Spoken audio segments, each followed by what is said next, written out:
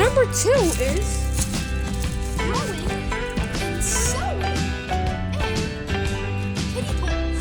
So as you can see, I have this kitty pool. It says it's made in Mexico. It's called Summer Waves kitty pool. And all I did was mix them up with compost, potting soil in here, and I planted some pumpkins. Pumpkins are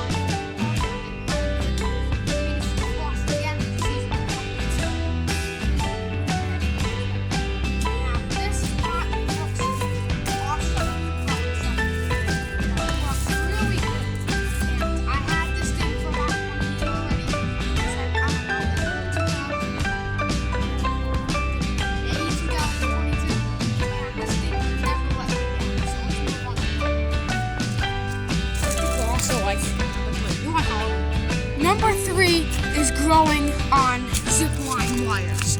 I also made a video about growing plants on these zipline wires and how to make them. So if you're interested, I'll put it in the link description. So, yeah, these are old zipline cables from my grandma's house. And all I did is I pulled them taut, I bolted them, I clamped them to these posts, and they're in cinder blocks, rubber hoses, and a screw to keep them tight. And I got them all the way to here. So this is for grapevines. This one is for grapevine. This one is for blackberry. So we got blackberries and grapes. So let's move on to number, 4. Number 4, growing in tires. So this is an old Cooper tire that I got. Sometimes you gotta watch out with old tires because you could stab yourself because the iron in the tire again. So yeah, I had this for about, 3 years already, this old tire, Someone was throwing it out and I just snatched it up. This was way before I started my channel. So, what I'm going to plant in here is actually some blackberries or maybe even cucumbers next year. So, it's fine. You don't really need to worry about oils and stuff on the tires if it's this old and dry rotted. It's basically safe. But if they're brand new tires or someone that has, did a burnout and raced them, like in a Hellcat or something, just for example, there's going to be a lot of oil in there. So you want to degrease them, you want to sanitize them before you put soil and stuff, or else your soil will get contaminated. That's really important. And yeah, this has worked great in the past. So let's move on to, I think, number 5. Number 5 is growing and sowing inside of Sterilite bin tubs. Now, you can see this is a Sterilite drawer. Now, this is a single drawer, and I took this blue drawer from Goodwill. I took it out of the actual housing. In this drawer, I put dirt and compost and soil, native North Carolina clay. Have a look at that. Wow. And I put some potatoes in here. And trust me, I grew some nice tomatoes in here. Everything, grows great in here. One time I even grew cabbage and broccoli in here. Not cabbage, what is that other thing? The white-looking broccoli, cauliflower. So that's number 5, and you can always use these. Number 6 is, just using leaves and stuff from the fall for extra fill in your soil as compost.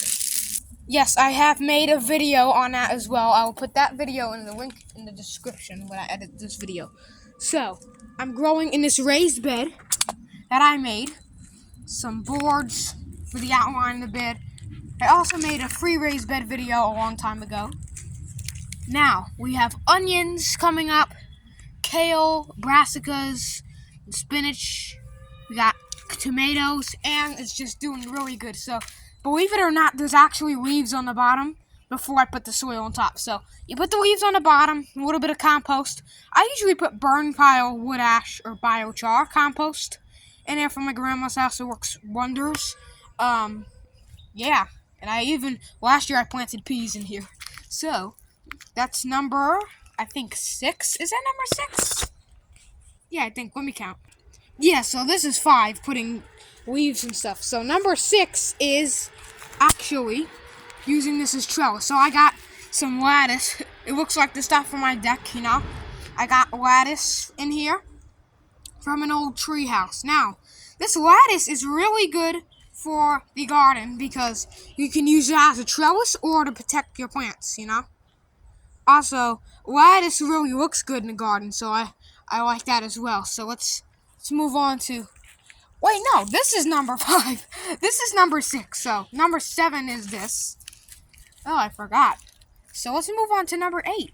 Number 8 is growing in bins like this, or tubs. Now, this is an old tub that I used to have, I think in 2013. And ever since this tub has been good, it's been wonders since 2022. Because this tub, I have asparagus in now. You know, there used to be pumpkin in here.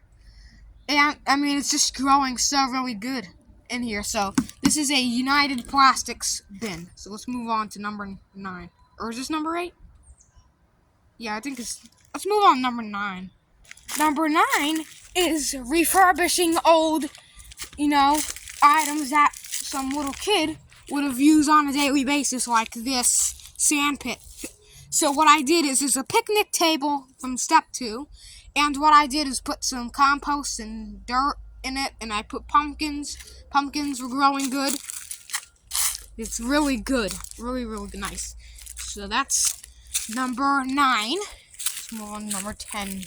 Number 10 is making your own soil. And you're probably going to say, Zayden, how in the world are you going to make your own soil? Well, let me tell you how. So the first thing you need to do, you know, is get some potting mix. You want to take some compost as well. And some native soil. It doesn't matter if it's clay or sandy or whatever.